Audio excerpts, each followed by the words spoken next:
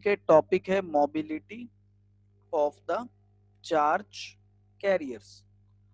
सो बड़े सिंपल से दो तीन वर्ड्स यहाँ पर इस डेफिनेशन में। मोबिलिटी, मोबिलिटी यानी मोबाइल, यानी मूव कर पाना, चलने की क्षमता, तेज चलना, धीरे चलना। अब अगर कोई चीज तेज मूव कर रही है, हम कहेंगे इसका मोबिलिटी बहुत ज्यादा है। मोबाइल मतलब मूव करना। सो मोबिलिटी वर्ड आया मोशन से, मूव करने की एबिलिटी से, मूव करने की क्षमता से। लेकिन किसके मोबिलिटी की बात कर रहे हैं? Of charge carriers. देखना है कि चार्ज कैरियर्स कैसे मूव कर पाते हैं। तो पहले मैं आपसे क्वेश्चन पूछता हूं, बताइए चार्ज कैरियर्स एक कंडक्टर में किस वजह से एक पर्टिकुलर डायरेक्शन में मूव करते हैं? ऐसा क्या होता है कि जब चार्ज कैरियर्स को हम एक पर्टिकुलर डायरेक्शन में मूव करना चाहते हैं तो हम क्या करते हैं? हम उसके लिए क्या अप्लाई करते हैं? किस कारण से वो चार्ज कैरियर्स एक पर्टिकुलर डायरेक्शन में मूव करते हैं, ये क्वेश्चन है। So Isha is saying it is because of current. Current तो ईशा वो होता है कि जब चार्ज कैरियर्स फ्लो कर रहे हैं। करंट क्या है? Charge per unit time, rate of flow of charge. लेकिन मैं आपसे पूछ रहा हूँ चार्ज क्यों मूव करते हैं? हनी ने सही आंसर दिया है। सो बाकी स्टूडेंट्स भी प्लीज ट्राई करिए एंड टेल मी कि किस कारण से चार्ज कैरियर्स एक पर्टिकुलर डायरेक्शन में कंडक्टर के अंदर मूव करने में कैपेबल हो पाते हैं। पहले उनका मोशन रैंडम होता है, सो वो एक पर्टिकुलर डायरेक्शन में कैसे मूव कर पाते हैं? ऐसा क्या होता है? Shweta, not exact answer. Annu Malik, correct करना होगा स्कोर। Please right. ऐसा क्या होता है कि चार्ज कैरियर्स एक पर्टिकुलर डायरेक्शन में जाते हैं? Ishant Sharma, right answer. Khushboo, no. क्या कोलिजन्स के कारण कैसे जाएंगे खुशबू? एक पर्टिकुलर डायरेक्शन में किस कारण से जा रहे हैं, ये पूछ रहा हूं मैं। ऐसा क्या होता है कि इलेक्ट्रॉन्स कंडक्टर में एक पर्टिकुलर डायरेक्शन में मूव करना स्टार्ट करते हैं? Right answer A. सर अक्षता। थोड़ा सा ईशा आप गलत बोल रहे हो बेटा। कीर्तिमान, राइट आंसर। सो चलिए मैं समझाता हूँ ऐसा क्या होता है। सृष्टि, एनी डाउट यू आपने कैन राइट इन इतनी चैट देर में सेक्शन। क्वेश्चन भी पूछ लिया। ओके ओके, इतना नहीं जाना आप। वो ईशा करेक्ट वर्ड नहीं पकड़ रहे हैं, जिसके ऊपर पेस्ट वो मूव कर रहा है वो वर्ड यूज नहीं कर रहे हैं। बाकी आप सही बोल रहे हैं, वो सब ठीक है, लेकिन क्यों मूव करते हैं? चलिए। सो इस तरह से मतलब इस क्वेश्चन से आप जब इस तरह सोचते हैं तो कुछ टेक्निकल वर्ड्स हमें आंसर में यूज करने होते हैं। सो देखिए, ये कंडक्टर है, एक मेटालिक कंडक्टर, सिलेंड्रिकल शेप में कंडक्टर है, और हमने इस कंडक्टर के दो एंड्स को एक बैटरी या सेल से जोड़ दिया। तो कुछ बच्चे तो कह रहे हैं कि सेल और बैटरी के कारण ही इलेक्ट्रॉन्स एक डायरेक्शन में जाते हैं, लेकिन क्यों? क्योंकि ये जो सेल और बैटरी है वो इस कंडक्टर के दो एंड्स पर, ए और बी एंड पर, पोटेंशियल डिफरेंस जनरेट कर देती है, मेंटेन कर देती है potential difference. So yes Khushbu, now you are giving right answer, good बेटा। सो अब ये जो बैटरी है ये इन दोनों एंड्स पर, ए और बी एंड्स पर पोटेंशियल डिफरेंस जनरेट करती है। सो मैंने आपको लास्ट क्लास में समझाया था कि जो वो पोटेंशियल डिफरेंस होता है उसके कारण ए और बी एंड में एक इलेक्ट्रिक फील्ड सेटअप हो जाता है अकॉर्डिंग टू दिस फॉर्मूला। इसको नहीं भूलना, इसको नहीं छोड़ना। इस फॉर्मूला को छोड़ देते हो तुम, बारी बारी भूल जाते हो। E is minus dv by D R. अभी अन्नू कह रही थी कि यहाँ पे बैटरी के कारण हो रहा है। बेटा बैटरी ने क्या किया है? उसने पोटेंशियल डिफरेंस बनाया है, और पोटेंशियल डिफरेंस ने क्या किया है? उसने इलेक्ट्रिक फील्ड बनाया है, और फिर इलेक्ट्रिक फील्ड ने क्या किया है? इलेक्ट्रिक फील्ड ने चार्जेस पर, इलेक्ट्रॉन्स पर फोर्स अप्लाई किया है। सो यहाँ पे जो मेन कॉज है वो है इलेक्ट्रिक फील्ड और उस इलेक्ट्रिक फील्ड का फोर्स। इन दो कारण से जो इलेक्ट्रॉन थे इस कंडक्टर के अंदर, जितने ये फ्री इलेक्ट्रॉन्स हैं, so those free electrons start drifting toward the positive end. इस तरह से वो कोलाइड होते होते पॉजिटिव एंड की तरफ जाने लगते हैं। सो अभी मैंने मोबिलिटी का मतलब आपको बताया। भाई मोबिलिटी क्या है? मूव करना, मूव करने की कैपेबिलिटी। सो मूव किसके कारण कर रहे हैं ये भी तो पता होना चाहिए ना। तो पता चल रहा है कि भैया मूव तो इलेक्ट्रिक फील्ड के कारण कर रहे हैं, इलेक्ट्रिक फील्ड का फोर्स लग रहा है, उस कारण से मूव कर रहे हैं। तो मोशन को जब ये मूव करते हैं तो इन इलेक्ट्रॉन्स के पास आ जाती है एक वेलोसिटी।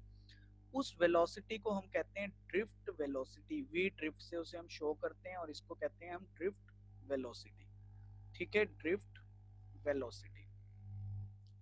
और इस ड्रिफ्ट वेलोसिटी का मैथमेटिकल फॉर्मूला होता है E capital E divide M multiplied tau. ये फॉर्मूला होता है। और इस फॉर्मूला में E सिंबल इलेक्ट्रिक फील्ड का होता है।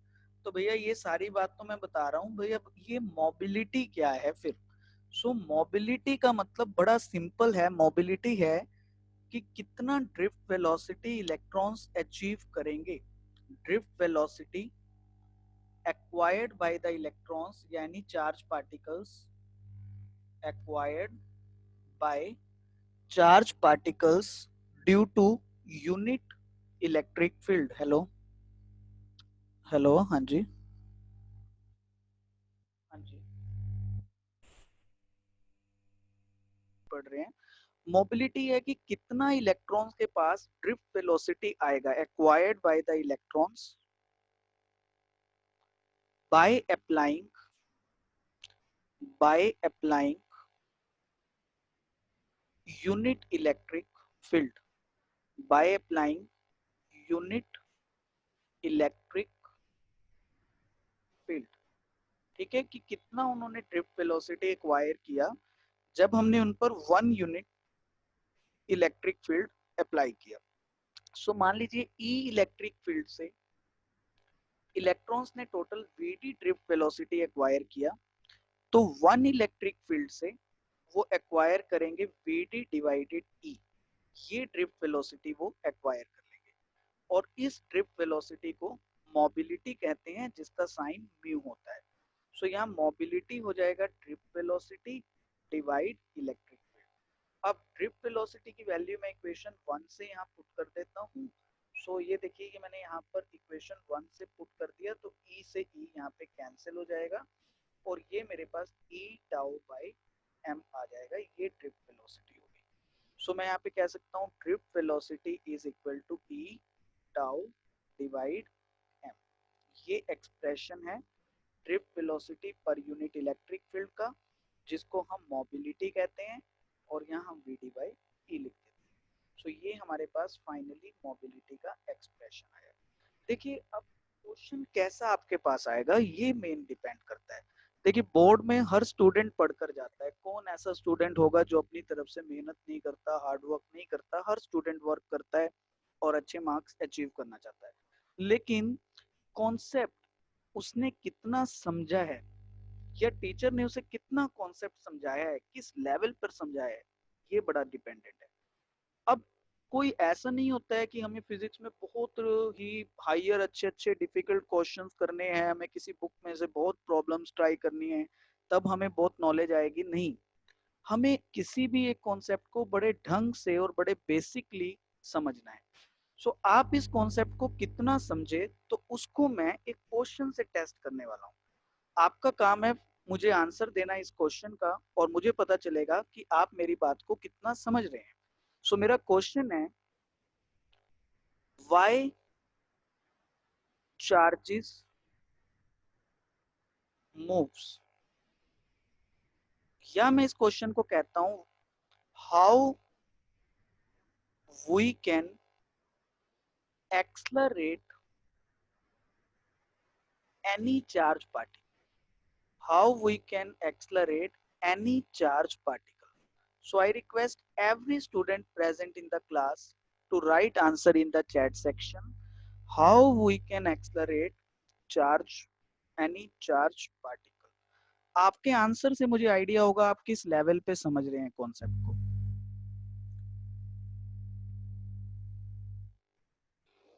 ओके, सो रूपांश थोड़ा सा करेक्ट करना होगा। Okay,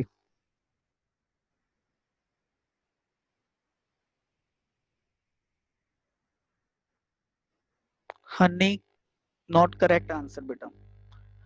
correct in the sense इसको थोड़ा सही लिखना होगा, not only this point is your answer. Okay, और students please I request everyone present in the class to participate, please everyone. Tannu right answer, very good बेटा, good. So please write your answer. Everyone please try, please think what we can do to accelerate any charge particle. What you can do to accelerate any charge particle. This is my question, very basic question.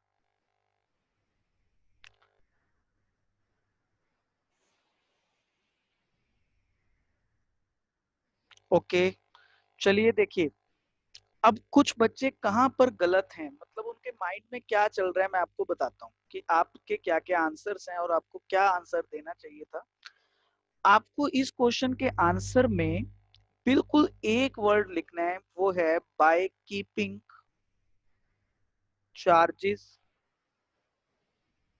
In electric field. ये answer लिखना है बस, कुछ भी आपको और नहीं लिखना है। अब देखिए रूपांश, आपने क्या बोला, इलेक्ट्रिक फील्ड को ज्यादा करके, ज्यादा या कम का कॉन्सेप्ट नहीं है। जब भी आप किसी भी चार्ज को इलेक्ट्रिक फील्ड में रखेंगे तो चार्ज उस इलेक्ट्रिक फील्ड पे फोर्स लगाएगा, इलेक्ट्रिक फील्ड उस चार्ज पे फोर्स लगाएगा, सॉरी, इलेक्ट्रिक फील्ड उस चार्ज पर फोर्स लगाएगा। और जब भी किसी पार्टिकल पे फोर्स लगेगा अपने आप उसका मोशन एक्सलरेट होगा। तो मैंने यही पूछा है कि एक्सलरेट कैसे करें। अब खुशबू ने आंसर किया हम उसकी डायरेक्शन को चेंज करेंगे। हमें पेपर में ये नहीं लिखना है, हमें बताना है हम क्या अप्लाई करेंगे बेटा। डायरेक्शन वो कैसे चेंज करेगा नहीं करेगा वो उसका कॉन्सेप्ट है। हम लिखेंगे हम इलेक्ट्रिक फील्ड अप्लाई कर रहे हैं, हम उस चार्ज को इलेक्ट्रिक फील्ड में रख देंगे। चार्ज का जो इलेक्ट्रिक फील्ड है वो चार्ज पे फोर्स अप्लाई करेगा, उस इलेक्ट्रिक फील्ड के फोर्स की वजह से चार्ज के अंदर एक्सलरेशन आ जाएगा। और अगर यही हमारा कोई न्यूट्रल बॉडी होता है, if any body is अनचार्ज neutral, तो इलेक्ट्रिक फील्ड में रखने से उस पर कोई फोर्स नहीं लगेगा और इलेक्ट्रिक फील्ड उस न्यूट्रल बॉडी को एक्सलरेट भी नहीं कर पाएगा। सो अगर आपको किसी भी चार्ज बॉडी को एक्सलरेट करना है, so there is only one way to put that charge particle in the electric field. आगे चलकर आप पढ़ेंगे कि मैग्नेटिक फील्ड से भी ऐसा किया जा सकता है, बट अप टू दिस हमें यहाँ पर इलेक्ट्रिक फील्ड लेकर चलना है। ओके, अभी ईशा आंसर करिए ड्रिफ्ट वेलोसिटी से। बेटा क्वेश्चन है कि हम चार्ज को एक्सलरेट कैसे करेंगे इलेक्ट्रिक फील्ड से। तो आज का पूरा कॉन्सेप्ट क्या कह रहा है मुझे, व्हाट इज मोबिलिटी। वो कह रहा है कि इलेक्ट्रॉन्स ने कितना ड्रिफ्ट वेलोसिटी एक्वायर किया जब आपने किसी भी इलेक्ट्रॉन या चार्ज पार्टिकल पर 1 यूनिट इलेक्ट्रिक फील्ड अप्लाई किया। ठीक है, तो मैं यहाँ पर इलेक्ट्रॉन के प्लेस पे चार्ज लिख देता हूँ, क्योंकि चार्ज कोई भी हो सकता है, इलेक्ट्रॉन के अलावा कोई और चार्ज भी हो सकता है। So drift velocity acquired by the charge particle by applying unit electric field is called mobility. ठीक है, so our next question is what is the SI unit of mobility? What is the SI unit of this mobility? In which unit you measure this mobility? So try out what can be its unit. Concept आपके आगे लिखा हुआ है ये सारा। Use this concept, ये मैं आपको शो कर रहा हूँ बोर्ड को, और यहाँ पर मुझे सोच के बताइए what you can do, in which unit you can measure the mobility.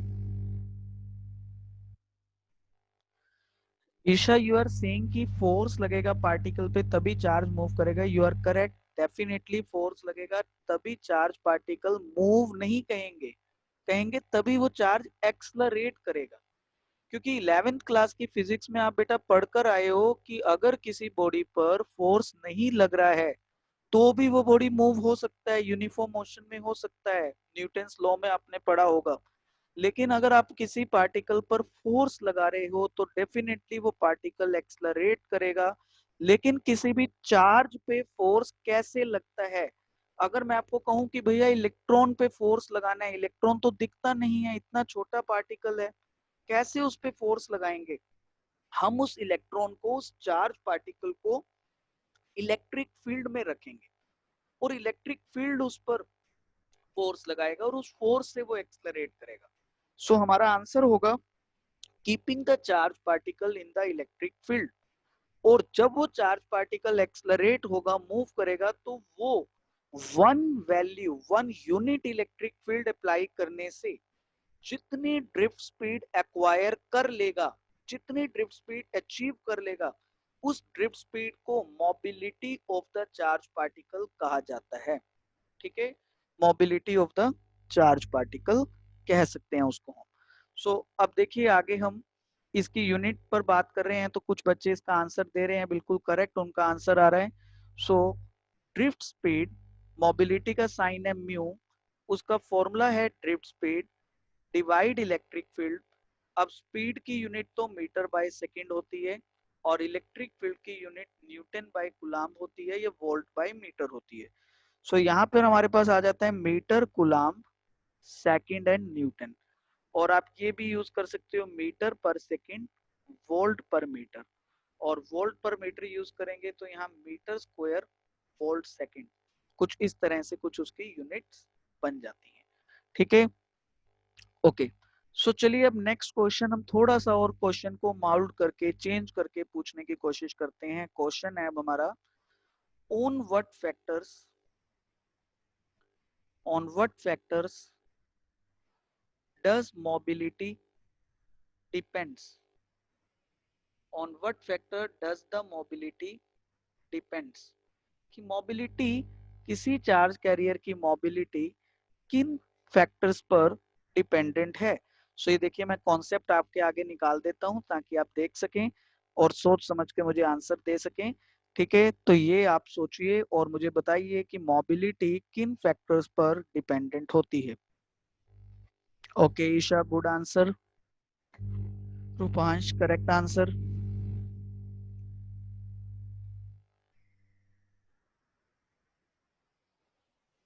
कीर्तिमान, not correct answer. Khushboo, not correct answer. Raju, correct answer. Khushboo, correct answer. Good. So चलिए कहाँ कहाँ हमने गलती करी, कैसे हमने सोचा, एक बार देखते हैं। तो अभी कीर्तिमान ने आंसर करा कि ये इलेक्ट्रिक फील्ड पर और ड्रिफ्ट स्पीड पे डिपेंड होती है, तो सबसे बड़ा गलत आंसर तो कीर्तिमान ने ही किया। ठीक है बेटा, इलेक्ट्रिक फील्ड और ड्रिफ्ट स्पीड पे ये डिपेंड नहीं है, ये सिर्फ उनकी रेशियो है, ड्रिफ्ट टू इलेक्ट्रिक का रेशियो है, उन पर डिपेंड नहीं है। देखिए जब हम इस रेशियो को सॉल्व कर रहे हैं तो क्या आंसर आ रहा है, ई टाउ और एम आंसर आ रहा है। ई क्या है, इलेक्ट्रॉन का चार्ज, चार्ज ऑफ इलेक्ट्रॉन, तो इलेक्ट्रॉन का चार्ज तो कांस्टेंट है, कितना है 1.6 10 माइनस 19 है और कांस्टेंट है। एम क्या है, एम है मास ऑफ इलेक्ट्रॉन, तो मास ऑफ इलेक्ट्रॉन भी तो कांस्टेंट है, फिक्स्ड है, वो कितना है 9.1 10 माइनस 31। सो फिर सिर्फ यहाँ पर इस एक्सप्रेशन में क्या बचता है हमारे पास, इस फॉर्मूला में सिर्फ एक टाउ सिंबल रह जाता है, ये टाउ। तो हमें देखने से लगता है कि जो मोबिलिटी होगा वो टाउ पे डिपेंड होगा। टाउ है रिलैक्स टाइम, और कुछ बच्चों ने बहुत अच्छा समझ के आगे भी आंसर किया कि ये जो रिलैक्स टाइम है वो टेम्परेचर पे डिपेंडेंट है। कल की पूरी क्लास में ही हमने ये समझा कि रिलैक्स टाइम टेम्परेचर डिपेंडेंट होता है। सो एक तरह से ये जो मोबिलिटी हुआ ये टेम्परेचर पर डिपेंडेंट हो जाता है। ठीक है, दूसरा ये चार्ज पर डिपेंडेंट है, ई पर, बट इलेक्ट्रॉन के केस में चार्ज कांस्टेंट है। सो मोबिलिटी इलेक्ट्रॉन का डेफिनेटली टेम्परेचर का फंक्शन है, टेम्परेचर पर डिपेंडेंट है। कारण क्या है, क्योंकि रिलैक्स टाइम टेम्परेचर पर डिपेंडेंट है। सर चलिए अब 2 नंबर के लिए मैं आपको एक क्वेश्चन और देता हूं, देखते हैं आप कर पाते हैं या नहीं। तो आपको नोटबुक यूज करनी पड़ेगी, कुछ पेजेस यूज करने पड़ेंगे। सो मेरा क्वेश्चन है डेराइव ए रिलेशन, क्वेश्चन है derive a relation between, derive a relation between electric current and mobility, derive a relation between electric current and mobility of charge carriers. Derive a relation between mobility, electric current and mobility for a charge carriers. So please, I request everyone to try and find out a relation between these two quantities.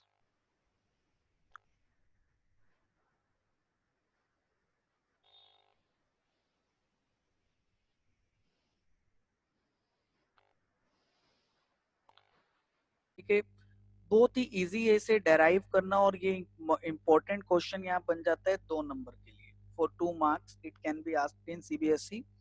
देखिए, आपने last to last class में ये relation पढ़ा है, I is N E A V D. क्या है ये relation? आपने पढ़ा है it is the relation between current and drift velocity. Relation between current and drift velocity. So इसको फर्स्ट इक्वेशन लेते हैं, और जो ड्रिफ्ट वेलोसिटी है वीडी, वो भी हमने पढ़ा है, ये होता है ड्रिफ्ट वेलोसिटी। इसको सेकंड इक्वेशन लेते हैं। सो हम पुट करते हैं सेकंड को, put second into first. So जब हम इनको पुट करेंगे, सो क्या आएगा हमारे पास, I equals to N E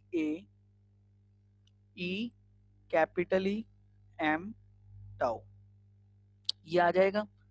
equation number third हो गया। और मैंने आपको बताया कि मोबिलिटी क्या है, मोबिलिटी वो ड्रिफ्ट वेलोसिटी है जब आपका इलेक्ट्रिक फील्ड 1 यूनिट होता है, उसको हम बोलते हैं। सो अभी हमने जो मोबिलिटी पढ़ा था, देखिए उसका ये फॉर्मूला डेराइव हुआ था, ई टाउ एम, ये मोबिलिटी था, मोबिलिटी ऑफ इलेक्ट्रॉन्स। सो ऐसा ही एक फॉर्मूला हमारे पास यहाँ पर भी बन सकता है। देखिए ई टाउ और एम में इस ई को हम अलग लिख दें तो, सो हम इक्वेशन नंबर 3 को रीअरेंज करते हैं, और हम आई को लिख देते हैं एन ई ए कैपिटल ई, इनको अलग लिख देते हैं, और ई टाउ और एम को अलग लिख देते हैं। इक्वेशन 4 हो गया रीअरेंज करने से। Now we know mobility of electron is E tau by M. So ये हो जाएगा रिलेशन। सो इसको रिप्लेस कर देते हैं मोबिलिटी से। सो हमारे पास आई का वैल्यू हो गया N E A capital E into mobility of electrons. ठीक है, सो अगर ऐसा हो गया तो अब हमारे पास आया I is equal to N E A mu E multiplied electric field. चलिए, ये हमारा रिलेशन सक्सेसफुली डेराइव हो गया, the relationship between current and mobility of the charge carriers. So चलिए, अब मैं इसके ऊपर बेस्ड कॉन्सेप्चुअल आपसे पूछता हूँ, देखता हूँ आप इस इक्वेशन को कैसे एनालाइज कर रहे हैं, क्या समझ रहे हैं। सो क्वेश्चन है, what happens to current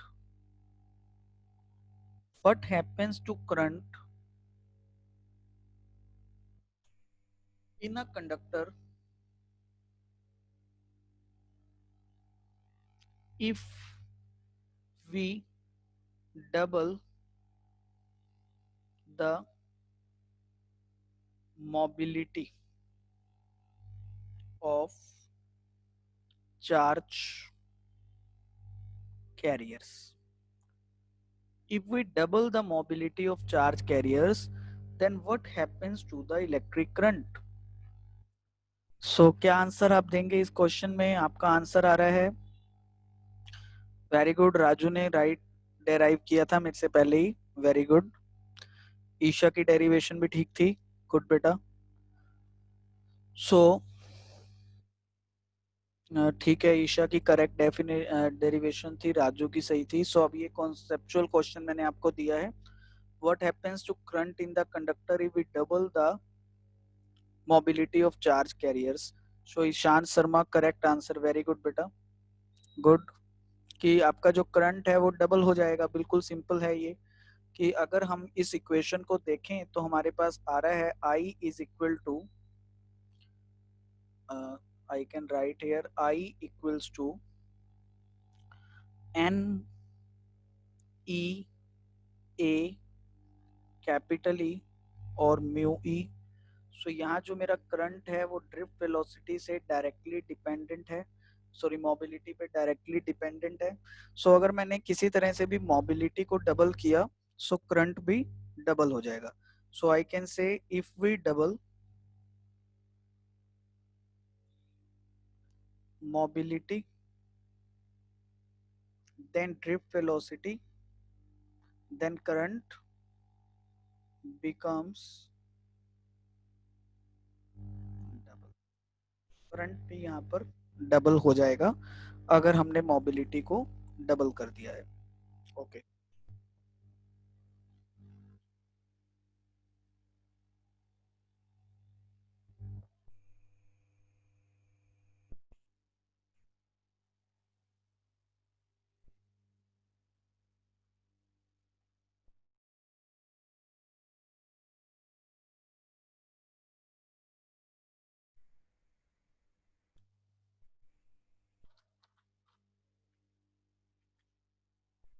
okay next quantity we have to study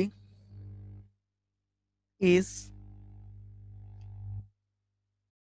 current density। next topic is current density। इसका सिंबल होता है J, current density. So current density क्या है? Current density is the current flowing through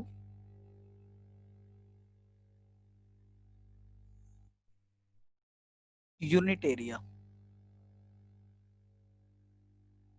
of cross section of conductor। Current flowing through unit area of cross section of the conductor. जैसे देखिए ये हमारे पास conductor है और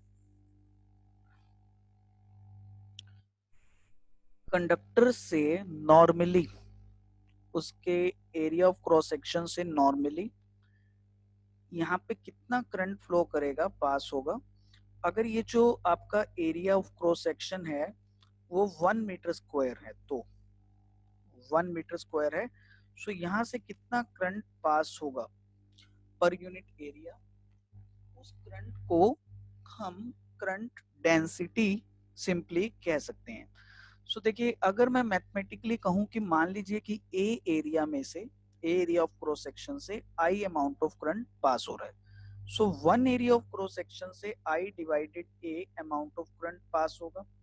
सो 1 unit area of cross section से जो करंट ये पास हो रहा है इसको जे सिंबल से शो करना है और इस रेशियो को कहना है करंट डेंसिटी। ठीक है, बहुत इंपॉर्टेंट ये है कॉन्सेप्ट। इस बार भी बोर्ड एग्जामिनेशन में 2019 के एग्जामिनेशन में आ चुका है क्वेश्चन 2 मार्क्स में। सो बड़ा इंपॉर्टेंट है करंट डेंसिटी आई डिवाइडेड ए। अब देखिए जो करंट है उसका यूनिट एम्पियर है और जो एरिया है उसका यूनिट मीटर स्क्वायर है। सो इसका यूनिट हो गया एम्पियर पर मीटर स्क्वायर, यानी किसी एक यूनिट एरिया से कितना करंट पास हो रहा है, एम्पियर पर मीटर स्क्वायर हो गया यूनिट। सो चलिए अब मैं आपको इसका जो इम्पोर्टेंट पार्ट है उसको समझाता हूँ। अभी तो मैं कह रहा हूँ कि ये सिंपल सी मैंने एक डेफिनेशन बताई है और फिर ये इम्पोर्टेंट क्यों है। तो उसके लिए मैं आपसे सबसे पहला पॉइंट जानना चाहूंगा। आप बताएंगे is current, is electric current a scalar quantity और ए वेक्टर क्वांटिटी? क्या लगता है आपको, इलेक्ट्रिक करंट एक स्केलर क्वांटिटी है या वेक्टर क्वांटिटी है? ठीक है, हमने ऑलरेडी ये क्वेश्चन किया है पहले भी, तो फिर से आज मैं आपसे पूछ रहा हूँ electric current is a scalar quantity और vector quantity? So Ishan Sharma right answer, Annu Malik right, honey right, Isha right, very good. तो सबको पता है, ऑलमोस्ट मेरी क्लास में सभी बच्चों को ये बात पता है कि जो इलेक्ट्रिक करंट है वो तो एक स्केलर क्वांटिटी ही होता है क्योंकि उस करंट का कोई फिक्स डायरेक्शन नहीं होता है। तो अब मैं इतना सिंपल सा क्वेश्चन आपसे क्यों पूछ रहा हूं, क्योंकि इस बात को मैं दूसरे क्वेश्चन से लिंक करने वाला हूं। अब मेरा क्वेश्चन है, is current density which is shown by J is scalar और वेक्टर क्वांटिटी। ये जो करंट डेंसिटी हम पढ़ रहे हैं वो स्केलर है या वेक्टर क्वांटिटी है। ठीक है, अब ये मेरा क्वेश्चन है तो इसलिए मैंने पहले ऊपर वाला भी लिखा। सो कुछ बच्चे यहाँ पर करेक्ट आंसर दे रहे हैं। खुशबू करेक्ट आंसर, ईशा, राजू, ईशान, सबका आंसर सही है, वेक्टर है। तो चलिए मैं आपसे पूछ लेता हूँ, आखिर आपको कैसे पता लगा कि ये करंट डेंसिटी वेक्टर है और करंट जो है वो स्केलर है, ऐसा क्यों है? सो हम इस बात को एनालाइज करते हैं, इसको समझते हैं कि ऐसा डिफरेंस क्यों हुआ कि ये तो वेक्टर हो गया और करंट डेंसिटी वेक्टर हो गया और करंट स्केलर हो गया। सो देखिए, ऐसा इसलिए हुआ कि अगर मैं करंट डेंसिटी के फॉर्मूला को देखूं तो उसका फॉर्मूला है J is I divided A, और ये जो करंट है इसका फॉर्मूला है ड्रिफ्ट वेलोसिटी की टर्म्स में NEA VD divide by A। अब मैंने यहाँ पर I की वैल्यू पुट कर दी थी NEA VD, तब मेरे पास ये हो गया, यानी मैंने यहाँ पर करंट और ड्रिफ्ट स्पीड का रिलेशन जो मैं जानता था वो पुट कर दिया। सो अब मैं एरिया को एरिया ऑफ क्रॉस सेक्शन से कैंसिल कर दूं तो यहाँ NEVD आ जाता है। तो सबसे पहले ये जो इक्वेशन 1 आया, ये आपसे पेपर में पूछ सकते हैं। ये इक्वेशन हमने क्या डेराइव किया? ये है रिलेशनशिप बिटवीन करंट डेंसिटी